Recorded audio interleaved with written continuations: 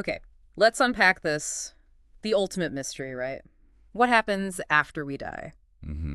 It's a question that's been with us forever, a fundamental human curiosity about that final moment and whatever might come next. Definitely. And as you can imagine, the answers are incredibly diverse. Absolutely. What's fascinating here is not just the vast array of beliefs, but also those surprising echoes and overlaps we find. Yeah. For this deep dive, we've gathered some really interesting perspectives from different religious and philosophical viewpoints. We're going to explore how they interpret death, whether there's some kind of in-between state and the idea of rebirth. Exactly. We're diving into Death, Intermediate State, and Rebirth from Mandala Publications, which gives us a really detailed look at the Buddhist perspective. That's a key one. And we've also got religious interpretations of death, afterlife, and NGEs, offering a broader view. And what does life after death look like in different religions for a more sort of concise overview? Good mix of sources. So our goal for you listening is to come away with a clearer understanding of these different ideas without feeling, overwhelmed. We're on the lookout for those unexpected similarities and what makes each perspective unique. Okay, so to get us started, let's immerse ourselves in Buddhism, drawing from the rich detail in that Mandala Publications excerpt. That's good. This comes from the Foundation for the Preservation of the Mahayana Tradition, or FPMT. Their main focus is on keeping and spreading Mahayana Buddhism, and they really emphasize practices like listening to teachings, reflecting on them, meditating. Right, putting them into practice. Exactly, and then sharing that wisdom, the big picture goal, developing boundless wisdom and compassion. Right. And a really central part of Buddhist belief, as we see here, is rebirth. Big one. It's all connected to karma. Think of karma as the spiritual law of cause and effect. Like ripples in a pond. Yeah, precisely. Like throwing a stone in a pond, the ripples of our actions spread out and have consequences, not just in this life, but influencing our future ones, determining the level of our next existence. And naturally, good, compassionate actions pave the way for a better rebirth. Makes sense. Building on that is the concept of nirvana. It's not a heaven in the way we might traditionally think of it. Not exactly a place then. No, more a state you reach by truly understanding the nature of reality. This is often described as being accessed through different states of consciousness. Which all fits into the vastness of Buddhist cosmology. I mean, we're talking about numerous heavens, all arranged in a hierarchy. And hells too, right? Yes, and also 8 hot and 8 cold hells. Where your spirit ends up in this cosmic lineup is decided by your karma until the next rebirth. So the cycle continues. This whole cycle keeps turning until you finally break free and reach nirvana. I even saw a phrase in our sources describing death as the dream at the end of time, which is, well, quite a way to put it. It is a powerful image.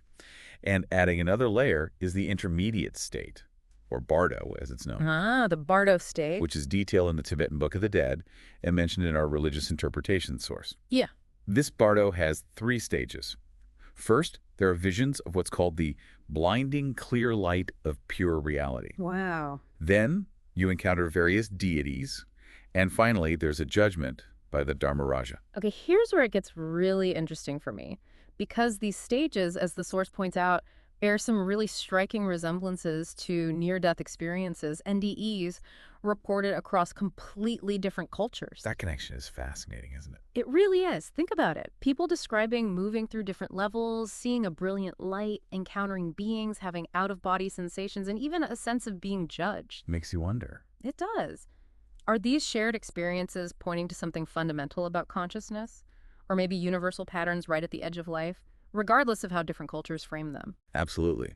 And Mandala Publications excerpt gives us a really detailed look at this process from a specific Buddhist angle. It explains death as the end result of a lifetime, heavily influenced by the predispositions we've built up through past actions, our karma actively shaping our passing. Okay, so it's not just when you die, but also the circumstances around it. The excerpt makes a distinction between dying when your lifespan, that sort of initial karmic energy for this life, is completely used up. Right. And what's called untimely death. That's when external factors supporting life, like maybe your health or environment, give out, even if that initial karmic energy is still there. Like the car running out of gas, even though the engine's okay. Exactly like that. And what's really emphasized is the mental state at the exact moment of death. It's seen as incredibly important for your next rebirth. The very last thought. Well, the overall state of mind. The excerpt explains how dying with a virtuous mindset may be focusing on the three jewels, Buddha, Dharma, Sangha, connecting with your spiritual teacher, cultivating equanimity, meditating on emptiness, or generating compassion can significantly influence a positive next rebirth. But as life often throws us curveballs, the opposite is also true. Unfortunately, yes. The text cautions us about how negative emotions that arise at the time of death, even if they're unintentionally triggered by those around you, can have really negative consequences. Whether it's intense anger or strong desire. Right, dying with these negative states, especially if they're ingrained habits, is considered very risky. And even a neutral state of mind at death has its implications. While the sutra system traditionally views the final, most subtle level of consciousness at death as inherently neutral, Uh-huh. the excerpt points out that even practitioners who have made some progress can still be disturbed, activating those underlying negative tendencies. Which is why creating a supportive environment is so important. Exactly. A virtuous environment for someone who is dying and for those around them is vital, actively trying to avoid situations that could stir up desire or hatred. It really paints a vivid picture of what it might be like to die with a virtuous versus a non-virtuous state of mind. Apparently, those dying virtuously might experience a feeling of moving from darkness into light. A sense of freedom. Yeah, freedom from anxiety, pleasant visions. On the other hand, someone in a non-virtuous state might feel the opposite, a shift from light to darkness, along with intense fear and unpleasant sights. And what's fascinating here is how even physical sensations at the time of death are interpreted. For example, intensely desiring warmth or coolness as the body's natural warmth fades Oh, interesting. can actually strengthen predispositions for being reborn in the hot or cold hell realms. It really highlights the powerful connection between our mental and emotional states, even in those final moments. Wow. It really drives home the idea that those deeply ingrained familiar attitudes, whether they're positive or negative, tend to take control and direct your rebirth. They take precedence. And that fundamental fear of our sense of self disappearing can lead to strong attachment, which acts as a kind of bridge to that intermediate state, the bardo. And that habitual liking for having a physical body. Well, that sets the stage for the Bardo being's form. The excerpt also gives us some intriguing details about the physical process of dying from this perspective. The warmth receding. Yeah. It suggests that for those who have engaged in many non-virtuous actions, the body's warmth recedes from the top of the body downwards, while for those who have lived more virtuously, it recedes from the feet upwards. Eventually converging at the heart. Right, at the heart where consciousness finally departs. Interestingly, that point at the heart is also said to be where consciousness first entered the body in the womb. A compelling parallel, isn't it? It really is. Okay, so the intermediate state, the bardo. For those who aren't immediately reborn in formless realms, it sounds like a pretty unique kind of existence. Very unique. They take on a form that resembles their next rebirth. They have all five senses, but they also possess these almost supernatural abilities. Clairvoyance, the ability to travel anywhere instantly without obstruction. Like a ghost, but not quite. Sort of, but with specific characteristics. Apparently, they can see other Bardo beings who are of a similar karmic type and can also be seen by those who have developed clairvoyant abilities. And if a suitable birthplace isn't found right away, there's this waiting period. Well, there's this concept of a small death that occurs every 7 days, leading to rebirth into another intermediate state. This can happen up to 6 times. So 49 days max. Generally, yes. The maximum time spent in the Bardo is considered to be 49 days. This detail helps clarify things like someone claiming there's no rebirth after a year wouldn't be considered to still be in that intermediate state. They'd likely have already taken birth as a spirit somewhere else. Exactly. Then comes the actual rebirth. If it's going to be a human rebirth, the bardo being perceives their future parents engaged in intercourse. And an emotion arises. Right, desire for the mother if the bardo being is to be male, and hatred for the father, or vice versa, if female is what propels them towards that union. But then the perception shifts. Yeah, upon arrival, the perception is only of the sexual organs. This sparks anger, which then brings an end to the bardo state and connects them to the new life within the womb. It sounds rather intense. It is a powerful description, really highlighting how desire, hatred, and ignorance are seen as the fundamental driving forces behind this continuous cycle of rebirth. The core problem. Exactly. The excerpt emphasizes that as long as these negative emotions and this basic ignorance persist, we are essentially bound to keep experiencing the cycle of birth, death, and rebirth, carrying the weight of our past actions. So what's a way out of this cycle of suffering? According to this perspective, it's about tackling those root causes: desire, hatred, and confusion. And where do those come from? Ultimately, from a fundamental ignorance, that misconception of an inherent independent existence. Believing things are more solid and permanent than they are. Precisely. External fixes can only offer superficial relief. Internal practices are more effective, but still temporary. The real key, the ultimate solution, is to eliminate that fundamental ignorance altogether, thereby breaking free from the entire cycle. A lifelong, or perhaps many lifetimes, work. Indeed. Okay, moving beyond Buddhism, let's explore Hinduism, which are religious interpretations and life-after-death sources also shed light on. Right, Hinduism. A central belief here, much like in Buddhism, is the cycle of death and rebirth, known as samsara. Samsara, okay. And again, it's karma that drives this cycle, actions from past and present lives. And the ultimate goal in Hinduism is moksha, liberation from this endless cycle of samsara and achieving a state of union with the divine. Union with God.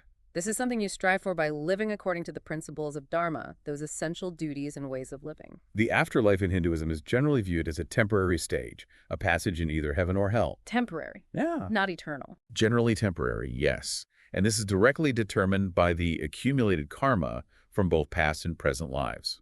There's a process of judgment after death where this karmic balance is assessed. Okay.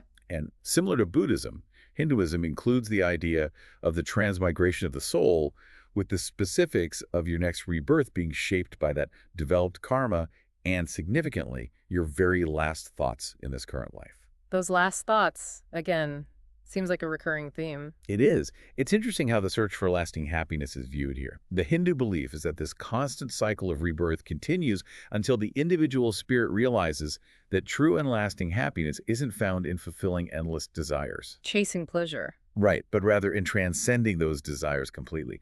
And I noted that some Hindu perspectives even see different faiths as simply alternative paths leading towards that same ultimate union with God. Ah, that's an interesting point of convergence. We also see some fascinating cultural variations when it comes to near-death experiences within Hinduism. One report mentioned in our religious interpretations, source describes a Hindu individual in an NDE being transported to heaven on a cow. On a cow, wow, okay. Yeah. And there's also a contrast highlighted between East Indian Hindu NDE accounts, which sometimes depict a heavenly realm with a kind of bureaucratic structure. Bureaucracy in heaven, clerical errors. Apparently. Prone to clerical errors, yes. Okay. And that contrasts with Japanese NDEs that tend to feature more symbolic and natural imagery like rivers and flowers. Different cultural lenses shaping the experience. Seems like it. And notably, individuals of Hindu faith experiencing NDEs often report seeing Krishna. So a specific deity encounter relevant to their faith. Exactly. But despite these distinct cultural interpretations, it's pointed out that Hindu NDEs generally align with the common stages and characteristics reported in near-death experiences across the globe. That fundamental structure seems consistent, yeah. Okay, now, turning our attention to Christianity. Our sources emphasize that the afterlife is deeply connected to the concept of salvation through Jesus Christ. Right, a central tenet. The core belief is that accepting Jesus leads to eternal life in heaven, a state characterized by joy, union with God, and reunion with other believers who have also been saved. And the alternative? Conversely, rejecting these teachings is believed to lead to hell, a place of suffering and torment. And there's that central Christian belief in a judgment by God after death, a final reckoning. A specific moment of judgment. It's interesting to observe the different ways heaven and hell are interpreted within Christianity itself. Some hold a very literal view, specific physical places. Gates, streets of gold, fire, and brimstone. Kind of like that, yeah, with only Christians being granted entry into heaven. Others understand these terms more symbolically, as representing conditions or states of being rather than actual geographical locations. Two different ways of reading the same text. Exactly. Regardless of these varying interpretations, the fundamental Christian belief is in dying only once, followed by that eternal state in the afterlife after this judgment. Appointed for men to die once. And after that comes judgment. That biblical passage really captures this core idea. Near-death experiences aren't a foreign concept within Christianity, it seems. No, not at all. Our religious interpretation source mentions that clergy are often aware of these experiences and frequently provide counsel to individuals who have had them. It's good to know. And just as in other faiths, Christian NDEs often involve encounters with significant religious figures like Jesus, Mary, or angels. Along with those familiar elements. Yes, the out-of-body experiences, encounters with spiritual beings, the presence of a bright light, and an overwhelming sense of divine presence. The core structure holds. Okay. Now let's consider Islam. Right. The Islamic belief, as detailed in our sources, is that death marks the end of our biological life here, and the spirit then rests in the grave until the day of judgment. So an intermediate period in the grave, not like the bardo exactly. Different concept, yes. There's a belief that good souls may even experience visions of God during this interim period, while the souls of the wicked may have a foretaste of the hell that awaits them. And this period between death and the final judgment is often described as a kind of dreamless sleep. Mostly, yes, although, as mentioned, with the possibility of those glimpses into eternity. Okay. A core principle of Islam is a strong faith in the afterlife, firmly rooted in the belief in the oneness of God and the certainty of that ultimate resurrection and judgment day for all of humanity. Regardless of their earthly faith. Well, the judgment applies to all, but the outcome differs. That judgment, based on an individual's deeds in life, determines their ultimate destination, Jannah, or paradise, Yeah. a potential period of purification in the fire, or everlasting punishment in the fire. Interestingly, many Muslims believe that non-Muslims would typically need to undergo a period of purification before being able to enter paradise. Ah, okay. A path for purification. Similar to what we've seen in other faiths, Muslims also report near-death experiences. These often involve seeing and even interacting with recognizable spirits. Loved ones, maybe? Potentially, yes, which aligns with the Islamic tradition of welcoming incoming souls into paradise. And it's noted that the being of light commonly experienced in NDEs is often identified by Muslim experiencers as Allah. Again, the specific cultural religious identification of that light figure. Exactly, offering a culturally specific understanding of that widespread NDE phenomenon. And there's a connection to the Prophet Muhammad's experiences. Yes, quite significant here. Some Muslims interpret NDEs as possible glimpses into the afterlife, drawing parallels with Muhammad's religious visions, particularly his well-known night journey, where he experienced the realms of the afterlife, encountered spirits, witnessed heaven and hell, and communed with Allah. Wow, that's a powerful connection for believers. Definitely. Shifting our focus now to Judaism, our sources highlight that the emphasis here tends to be more on the importance of living a meaningful life in the present. Focus on this life. Right, rather than engaging in extensive speculation about what comes after death. The focus is on leading an ethical and productive life, with the understanding that our actions will bring reward to the righteous and consequences for the wicked. It's true that the primary Jewish religious texts, the Torah, for example, don't delve into great detail about the specifics of the afterlife. Less explicit than some other. Yes. However, traditional Jewish belief does include the concept of the resurrection of both the body and the soul, which will then be followed by God's judgment. Body and soul. In the traditional view, yes. Reform Judaism often places more emphasis on the resurrection of the soul alone. And a key tenet, similar to Christianity, is the belief in dying only once. Okay, dying once. While there isn't a single universally agreed upon Jewish doctrine regarding the afterlife, there is a common thread of belief and accountability before God. Accountability is key. Very much so. Many find comfort in the idea of being reunited with family members in heaven, and the belief in God's inherent compassion often leads to a view that any form of hell would not be, sadistically cruel. A compassionate judgment. That's a common perspective. Living a righteous life and practicing repentance, teshuvah, are generally seen as the path to heaven, a state of ultimate peace and an end to suffering. Interestingly, Jewish individuals also report near-death experiences. They do. That include those familiar observations we've discussed, encountering a being of light, experiencing a life review, and a sense of divine judgment. Which seems to resonate with the Jewish emphasis on the importance of living a meaningful and productive life in this world. Makes sense. And the reports of meeting deceased family members during these NDEs align with that comforting belief in a future reunion in heaven. That fits nicely, yes. Finally, let's consider the perspectives of agnostics and atheists. Right, those outside traditional religious frameworks. Agnostics, by definition, believe that the existence of God and the nature of any afterlife are fundamentally unknowable. Can't know for sure. Atheists, on the other hand, hold the firm conviction that there is no God and no afterlife. Death is simply the cessation of consciousness and the end of existence. The biological end. Full stop. What's particularly striking, though, is that even individuals who identify with these non-religious worldviews have reported near-death experiences. Despite their prior beliefs. Exactly. Experiences that include those characteristic features of altered consciousness. And our religious interpretation source points out that a significant number of agnostics and atheists who undergo NDEs actually interpret these experiences as glimpses into some form of afterlife. Which must be quite a shift for them. Oh, absolutely. Often leading to a shift towards spiritual belief and a more spiritually inclined way of living. There's even a mention of research by Maurice Rawlings suggesting that virtually no agnostics or atheists who have an NDE remain convinced that there is no afterlife. That's a strong claim. Really makes you think. It does. So what are the big takeaways for you listening to all this? Yeah, wrapping up. It seems that across all these incredibly diverse belief systems, this fundamental human curiosity about death, what might lie beyond, leads to a truly fascinating range of interpretations. Absolutely.